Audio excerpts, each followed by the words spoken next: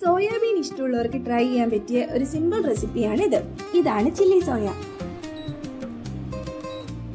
ആദ്യം ഒരു പാത്രത്തിൽ ആവശ്യത്തിന് വെള്ളം ഒഴിച്ച് അതിൽ സോയ ചങ്ക്സും ഉപ്പും ഇട്ട് ഒരു 15 മിനിറ്റ് തിളപ്പിക്കണം. തിളച്ച ശേഷം അത് കോരിയെടുത്ത് തണുത്ത വെള്ളം ഒഴിച്ചു വെക്കണം. അത് കഴിഞ്ഞ് സോയ ചങ്ക്സ് പിഴിഞ്ഞ് വെള്ളം കളഞ്ഞിട്ട് കോൺഫ്ലോർ വെച്ച് കോട്ട് ചെയ്യണം.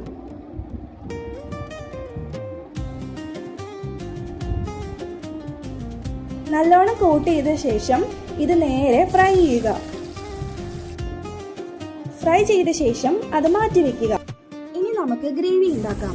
അതിനായി ഒരു പാനിൽ സൺഫ്ലവർ ഓയിൽ ഒഴിച്ച ശേഷം മുളകും വെളുത്തുള്ളിയും